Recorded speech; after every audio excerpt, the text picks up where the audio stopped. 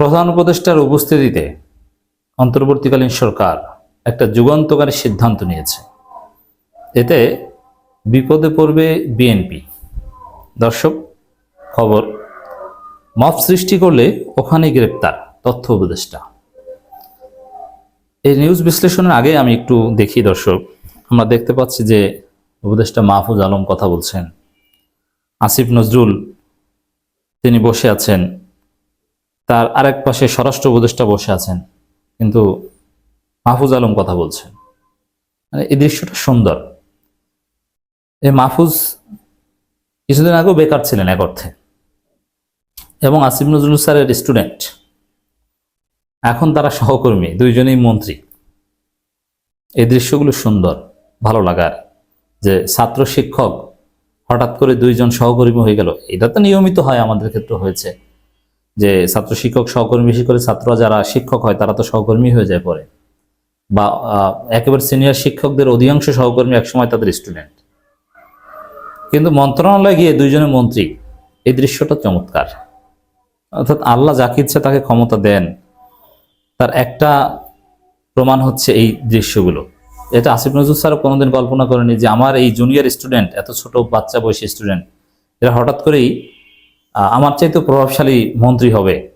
বাস্তবে আসিফ নজরুল সাহেব ভিতরে ভিতরে অনেক গুটি চালেন, ঠিক আছে, কিন্তু বাহ্যিক প্রভাবের দিক থেকে বা উপদেষ্টা পরিষদের কথাবার্তা এগুলোর দিক থেকে মাহফুজদের চাইতে, মানে আসিফ নজরুলদের চাইতে বা এই স্বরাষ্ট্র উপদেষ্টার চাইতে মাহফুজ আলম, আসিফ এরা বেশি প্রভাবশালী, সবচাইতে প্রভাবশালী উপদেষ্টা বলে এদেরকে বলা যায়। মব সৃষ্টি করলেই ওখানেই গ্রেপ্তার তথ্য উপদেষ্টা।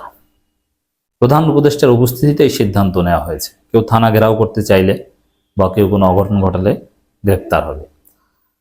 এখন এই জায়গাটায় একটা কঠিন ধরা খাবে বিএনপি। কিভাবে? বিএনপি যে কাজটা করে, যেমন পুলিশ কিন্তু বিএনপি নেতাদের বিরুদ্ধে অভিযোগ নিতে পারে না ভয়ে, আর মারাত্মক অভিযোগ হলে নিয়ে থাকে, কিন্তু গ্রেপ্তার করতে ভয় পায়। এবং বিএনপি হুমকি দেয় যে আমাদের লোককে গ্রেপ্তার করলে খবর আছে, পুলিশ থেকে ছিনিয়ে নেয়, থানা থেকে ছাড়িয়ে আনতে যায় লোকজন নিয়ে। শুধু থানা থেকে সরিয়ে আনতে যায় তা না, বিএনপিকে আনতে যায় তা না, আওয়ামী লীগের লোকজনকেও বিএনপি টাকা খেয়ে থানা থেকে ছাড়িয়ে আনতে যায়।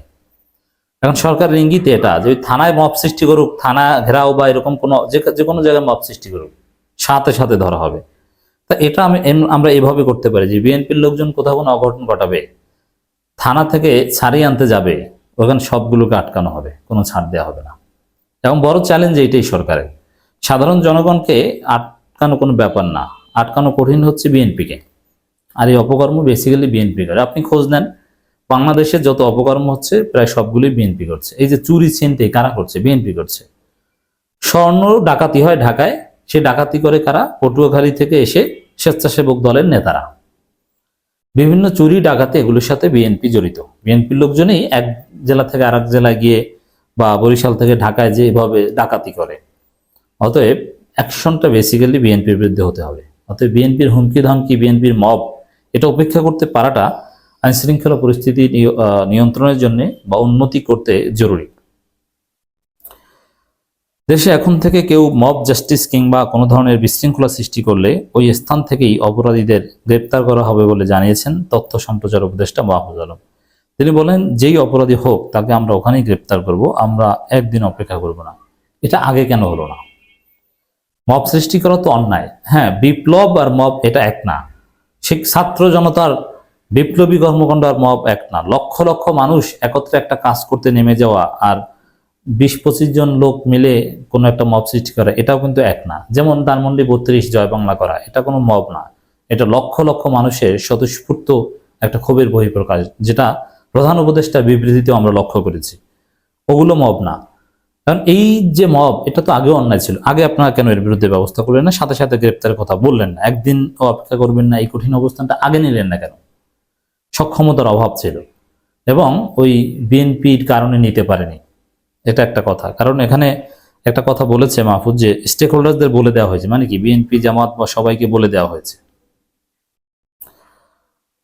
সচিবালয় আইন মন্ত্রণালয় সভাকক্ষে প্রেস ব্রিফিংয়ে তথ্য উপদেষ্টা কথা বলেন। উপদেষ্টা বলেন, আইন মন্ত্রণালয় সভাকক্ষে কথা আসিফ নজরুল না বলে মূল কথাটা বলেন মাহফুজ আলম। কতটা প্রভাবশালী বুঝতে পেরেছেন? উপদেষ্টা বলেন, আজ আমরা প্রধান উপদেষ্টার উপস্থিতির সিদ্ধান্ত নিয়েছি সামনে থেকে মব জাস্টিস পরিস্থিতি তৈরি হলে, থানা ঘেরাও থেকে শুরু করে কোনো ধরনের নৈরাজ্য সৃষ্টি হলে আমরা কঠোর ভূমিকা রাখব। গ্রেপ্তার থেকে শুরু করে যথাযথ আইনি ব্যবস্থা সেখানেই আমরা নেব। এ বিষয়ে সব স্টেক হোল্ডারদের বলে দেওয়া হয়েছে। ঢাকা বিশ্ববিদ্যালয়ের ঘটনায় অপরাধীকে এই স্টেক হোল্ডারদের বলে দেওয়া হয়েছে। এর একটা অর্থ হচ্ছে বিএনপিকে বলে দেওয়া হয়েছে, কারণ এই ঘটনাগুলো বেসিক্যালি বিএনপি ঘটায়। জামাত কখন আইন শৃঙ্খলা পরিস্থিতি অবনতি ঘটায় না। ঢাকা বিশ্ববিদ্যালয় ঘটনায় অপরাধীকে থানায় দেওয়া হলো, আবার তাকে ছাড়িয়ে এনে মালা পরানো হলো। এই বিষয়টি নিয়ে আপনারা কি বলবেন? এমন প্রশ্নের জবাবে তথ্য উপদেষ্টা মাহফুজ আলম বলেন, এই বিষয়টি সবার কাছে খারাপ লেগেছে। যে কোনো অপরাধী ছাড়া পেল, আসলে তিনি ভুক্তভোগী। এখন ওইখানেও কিন্তু ওই হিজবুত তাহরীর উগ্রবাদী লোকজন মব সৃষ্টি করে ছাড়িয়ে এনেছে এবং ওই মব নিয়ন্ত্রণের চেষ্টা করেছিল যাতে আইনি প্রক্রিয়াটা নিশ্চিত হয়। এজন্য শিবিরকে ডেকেছিল পুলিশ। শিবিরও চেষ্টা করেছিল যাতে মব নিয়ন্ত্রণ হয় এবং একটা আইনি প্রক্রিয়া ওখানে এক্সিকিউট করা সম্ভব হয়। জামায়াতের সেক্রেটারি জেনারেল যে বিবৃতি দিয়েছেন নারী নিরাপত্তা নিয়ে, সেখানেও এই ঢাকা বিশ্ববিদ্যালয়ের ঘটনায় উদ্বেগ প্রকাশ করেছেন এবং এটাকে অন্যায় বলেছেন। এভাবে অন্যায় ঠিক করতে পারে, এটা অন্যায়। অনেকে প্রপাগান্ডা ছড়ায় যে না, জামাত শিবির এটার সাথে জড়িত। না, জামাত শিবিরও এটা বলেছে, জামাত এটা বলেছে। যে কোনো অপরাধী ছাড়া পেল, আসলে তিনি ভুক্তভোগী। তিনি মামলাটি উঠিয়ে নিয়েছেন। তিনি মামলা প্রত্যাহারের জন্য চিঠি দিয়েছেন। পুলিশের পক্ষ থেকে প্রত্যাহারের চিঠি সহ সব কাগজ আদালতে পাঠানো হলে জামিন দেওয়া হয়। তিনি বলেন, এখন সবার সন্দেহ উনি কি জোরপূর্বক এটা করেছেন কিনা। আমি ঢাকা বিশ্ববিদ্যালয়ের ভিসির সঙ্গে কথা বলবো, ভিসিকে বলবো ভুক্তভোগীর সঙ্গে কথা বলতে। যদি ভয়ভীতি থেকে মামলা তুলে নিয়ে থাকেন তাহলে বিশ্ববিদ্যালয়ের অথরিটিকে বলবো তারা যেন মামলা করেন। আমরা সুষ্ঠুভাবে বিচার করতে বদ্ধপরিকর। নারীর সাথে সহিংসতার কোনো ঘটনায় কোনো ছাড় হবে না, এর সাথে আমরা একমত। এ ঘটনা এখন পর্যন্ত কাউকে গ্রেপ্তার করতে পারলো না, এটা তো আলাদা আরেকটা মামলা হতে পারত। এমন প্রশ্নের জবাবে তিনি বলেন, আইন হচ্ছে অন্ধ। যে অপরাধী হন জাতপাত বর্ণ দেখবে না, লিঙ্গ দেখা হবে না, নারী কি পুরুষ। যিনি মব জাস্টিস করুন না কেন, ধর্মীয় হোক আর নিধার্মিক হোক না কেন, তাকে আইনের আওতায় আনার বিষয়ে আমরা সিদ্ধান্ত নিয়েছি। আমরা প্রধান উপদেষ্টার উপস্থিতিতে সিদ্ধান্ত হয়েছে, আজ থেকে মব জাস্টিস হলে, যে কোনো ধরনের নৈরাজ্য সৃষ্টি হলে আমরা খুব কঠোর ভূমিকা রাখব। তিনি বলেন, গত 7-8 মাসের যেখানেই ঝামেলা করেছে, মব জাস্টিসের মতো ঘটনা ঘটিয়েছে, আমাদের গোয়েন্দা সংস্থা সক্রিয় আছে। আমরা বলেছি আমরা প্রোঅ্যাক্টিভ ওয়েতে সবকিছু নজরদারিতে আনার জন্য। নারী শিশু নির্যাতন রোধে সচেতনতা বাড়াতে সাংস্কৃতিক মন্ত্রণালয়ের সঙ্গে কর্মসূচি। হ্যাঁ, এখানে সচেতনতা একটা বিষয়, এটা শুধু আইনি বিষয় না।